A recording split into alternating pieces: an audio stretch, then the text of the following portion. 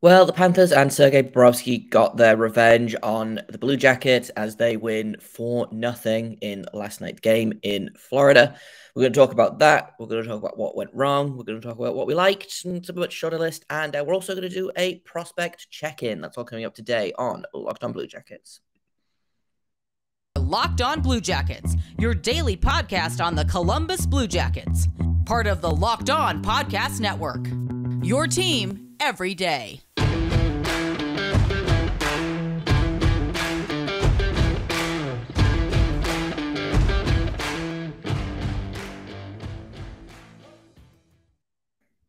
Hello and welcome to Locked On Blue Jackets, part of the Locked On Podcast Network, your team every day.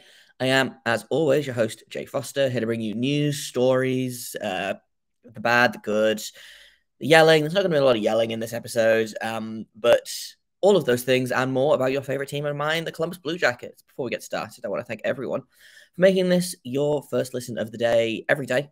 Locked On Blue Jackets is free and available on all podcast platforms and also on YouTube. So if you haven't already, then feel free to hit the subscribe button over there. It helps you out, it helps me out. Everybody wins. And speaking of winning, I guess, let's talk about the Blue Jackets, because that's what they did not do last night. They get shut out for, I believe, the second time this season by the Florida Panthers. I think the first time they got shut out was against the Boston Bruins, but I could be wrong about that. The thing about this game was it wasn't even like a particularly bad game. I don't think, like, we've seen the Blue Jackets have bad games. We've seen them have, games where everything is going wrong. This wasn't one of these games. This was just a game where they didn't score. I don't think the Blue Jackets were particularly bad. I don't think Bobrovsky was particularly good. I think he had a decent game. Obviously, he got a shutout, 22 saves. But it is what it is. And honestly, like, when the Panthers opened the scoring, I had a bad feeling. Brandon Montour scored with about 11 minutes left in the first period. Matthew Tkachuk adds a second goal a few minutes into the second. That goal was such a weird one. It was a perfectly fine goal. It was a very Matthew Tkachuk-like goal, but I saw the puck go into the zone, and I don't know if anyone else does this, but sometimes I watch a puck go into the zone, and I'm like, man, that's going in the net. Could be 30 seconds from now, could be 2 minutes from now, but that puck's going in the net, and it sure did. Up until that point, I thought the Blue Jackets were kind of in it. They had a really strong first period, actually. Like that second line, especially the line A, Roslovic-Chinakhov line, I thought was very strong in varying parts, but everyone else just kind of looked a bit, like I said, lifeless. Alexander Barkov scored only his sixth goal of the season. He's been in and out of the lineup with illness. Sam Reinhart adds an empty netter on the end, and that is all she wrote. Like I said, I don't know that anyone had particularly good games. I think some Blue Jackets had better games than others. Something interesting to me is that fourth line is finally getting fourth line minutes, and honestly, didn't hate them last night. It's almost as if you give the fourth line the correct amount of ice time, they are not woefully inadequate. That being said, I did check halfway through the game on Natural Stat Trick to just kind of see where they were at. The Blue Jackets and the Panthers actually split the shot attempts dead even, 43-43 in 5v5, and then they ended up doing 56-51 in favor of the Panthers for all situations. So their power play was just way more dangerous than the Blue Jackets, which, yeah, makes sense. In terms of lines for the Blue Jackets, that fourth line only got 6 minutes of ice time at even strength. They were on the ice for 2 shot attempts for and 9 against, which is not good in anyone's book. In anyone's book, is that a good idea? I know I just said that I didn't hate them, but they were limited in the damage they could do, which, frankly, sometimes that's the best it's going to be. Something else that's interesting as well is that we've talked about that second line having success. and this is something else that I kind of picked up on, that second line success is almost entirely down to Igor Chinakov's play and Patrick Laine's finishing. Last night, Igor Chinikov had a 66% Corsi for percentage. He was on the ice for 22 shot attempts for and 11 against. Patrick Laine for 16 for and 11 against. And then Jack Roslovic, it was, in fairness, Jack Roslovic was 50-50. He was 11 and 11. So not terrible. A big surprise for me was how well Jake Christensen and Andrew Peeke played in that game as well. I thought they were both really great. Jake Christensen, I still would like him to get a little more ice time, but it's nice to see Erik Gudbranson not getting 26 minutes a night. That's always nice.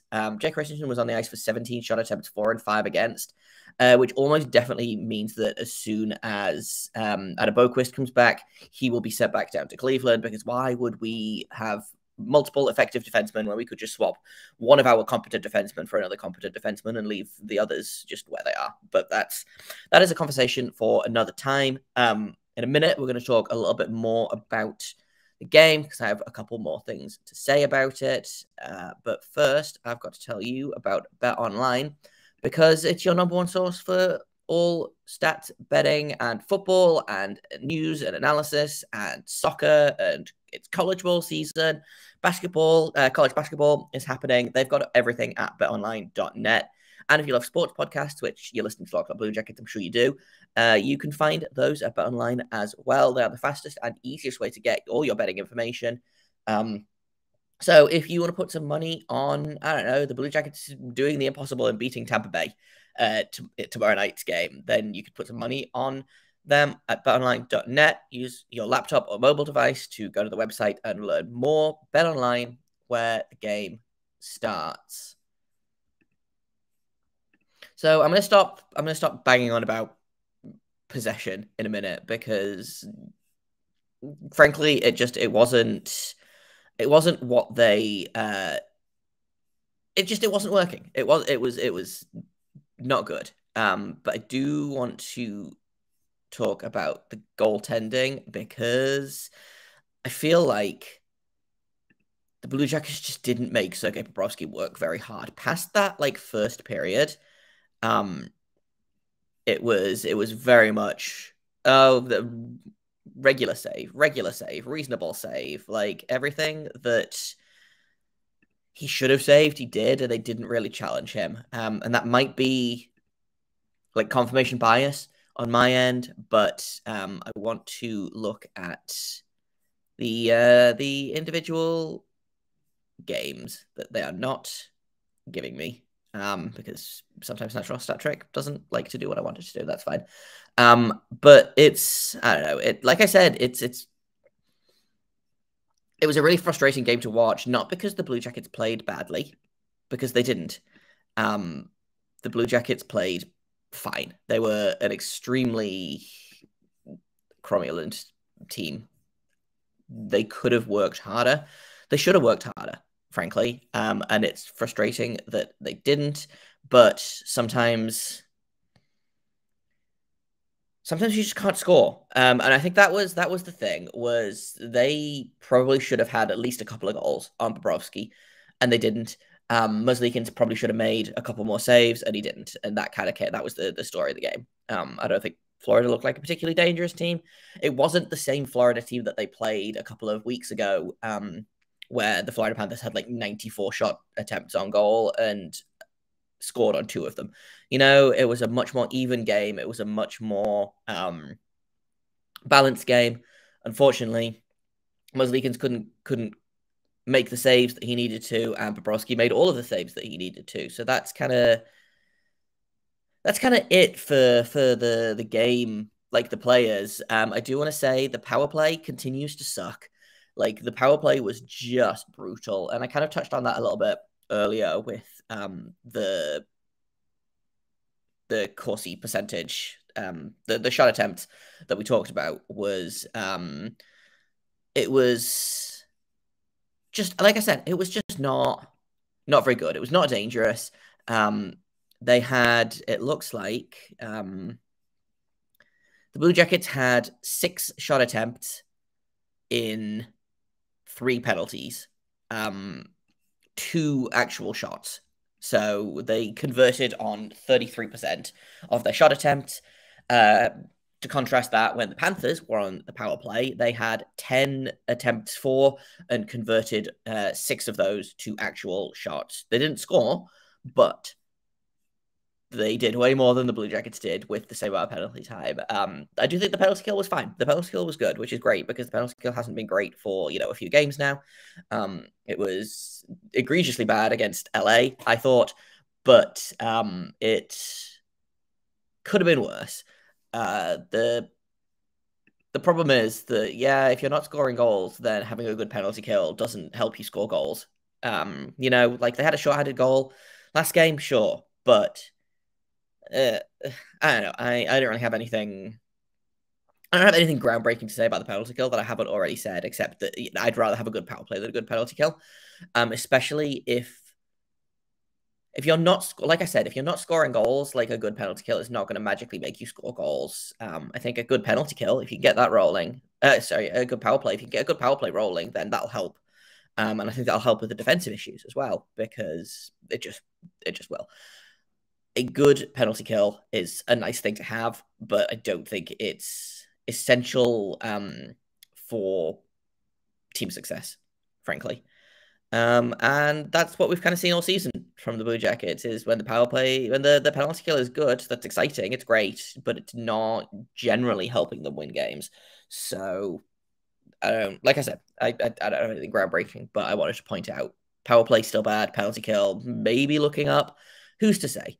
The Blue Jackets are playing Tampa Bay next, so I'm sure that'll be fun and not at all embarrassing and stressful and whatnot. But we're going to talk about that in tomorrow's episode. We'll do a little bit of a game preview because I believe this is the second matchup against the Tampa Bay Lightning. Blue Jackets lost the first round, obviously, but that's tomorrow's episode. For the final segment of this episode, we're going to do another prospect checking because I realized it's been a minute since we did that, and so with the World Juniors coming up, I thought we would take a quick look at one of the prospects that has been selected for his team. And so in just a minute, we're going to talk about Stanislav Svozil. That's coming up next on Locked On Blue Jackets.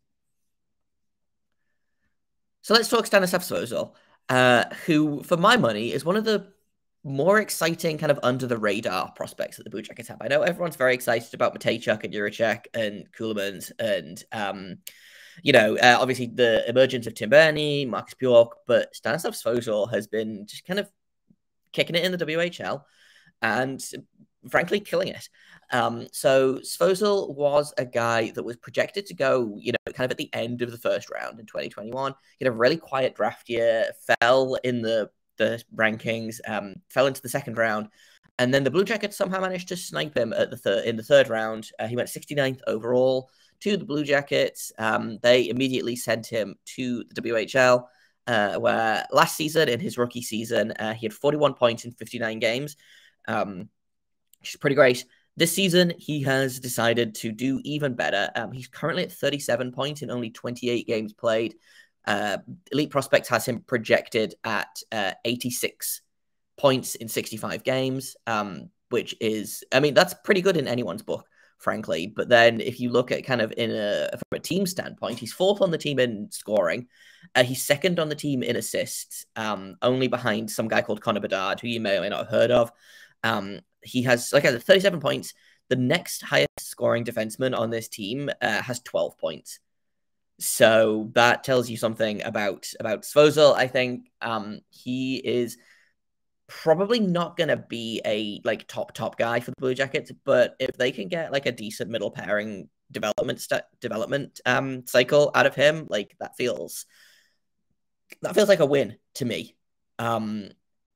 Something else of note that I kind of found out by accident while I was poking around, he's currently second among all skaters in the WHL in assists. The only player that has more assists than him in the entire WHL is Connor Bedard. His Regina teammate, he has 37 assists versus Svozil's 32. So if he's, obviously Connor Bedard has a bajillion more goals, but if you're keeping up with Connor Bedard on assists, and I wonder how many of those assists are on those Bedard goals, maybe they'll be teammates this time next year. Who's to say? But I'm really impressed with Svozil. I thought he was a sneaky good pick for the Blue Jackets at the time. I thought he was a pretty good late third steal or early third steal. I don't remember how numbers work. But a guy that was projected to go in the first round dropped off the board because of a quiet draft year, because of COVID, obviously. That whole draft was kind of weird and wonky, and a lot of guys went in places that they maybe shouldn't have gone. But I think Svozil might be one of those guys where you look back and you're like, how is this guy? How did this guy drop to the third round? Because frankly, he's killing it in the WHL. I thought he had a really good training camp with the Blue Jackets. He went to Traverse City with them, and he was noticeable there. He, I believe, turns 20 during this season. He turns 20 in January, so next season. So he has, I believe, one more year of eligibility with the Pats. But after his junior season finishes, I wouldn't be surprised to see him come and join the Monsters for the tail end of their season. Monsters maybe making the Calder Cup playoffs. I don't know where they are in the standings at the minute. They had a weird weekend, a fun comeback from like 4-0 down to win 6-5 in overtime. The Monsters I would not be surprised to see the Monsters make the playoffs. They're currently third in their division. They are 11-8-1-2, so it's looking pretty good for the Monsters. I would not be surprised to see Svozil join them late in the season to maybe just be an extra guy for the playoffs. Will he get a lot of ice time? Maybe not, but sometimes all you need is to get your foot in the door, to be one of those black aces. All they need is an injury, and suddenly you have a chance. So I'll be super excited to keep track of Svozil. Because, like I said, I don't think he's going to be a top guy. I don't think he's going to be, the next Zach Werenski or anything. But the way he's putting up points, the way he continues to grow, and I haven't seen him play a ton. I watched a little bit earlier this season when I was doing kind of a prospect roundup. He looks good. He looks strong away from the puck as well. And I feel like the issue with offensive defensemen is always, but how do they play defense? And he's fine. He's not, end of the world good, but he's fine. And yeah, I could see him fitting in on that second pairing pretty nicely. So I feel like all of the prospect check-ins we've done so far have been of defensemen. The Blue Jackets have a lot of defensemen, a lot of defensive prospects. And as the older guys start to kind of age out, I think it's going to be really interesting to see which guys make the jump. But definitely keep your eye on Svozil. He's a real kind of under-the-radar pick for my money. I wouldn't be surprised to see him get a good long look in training camp next season, and probably start the season with the Monsters, but we'll see where it goes from there. And that's kind of all I've got for you today. Like I said, tomorrow we'll preview the Tampa Bay Lightning. We haven't seen those guys in a while. I'm sure that game will be fun and not at all make me want to throw my laptop out the window. But hey, stranger things have happened. So we'll preview that game. We might do a prospect check-in, actually, if I can pull the research together in time. But for now, I've been Jay Foster. You can find me on Twitter at _Jacob Foster, JAKOBFORSTER. You can find the podcast at LO_Blue Jackets. If you have comments, questions, criticisms, you can email me at lockedonbluejackets@gmail.com. And thank you for listening. Thank you for making this your first listen of the day, or your second listen of the day, or your third watch, whenever or wherever you are listening or watching. I appreciate you. Locked On Blue Jackets is free and available on all podcast platforms. We're over on YouTube. If you haven't subscribed over there, feel free to do so. I super appreciate it. And until tomorrow, make sure you stay locked on.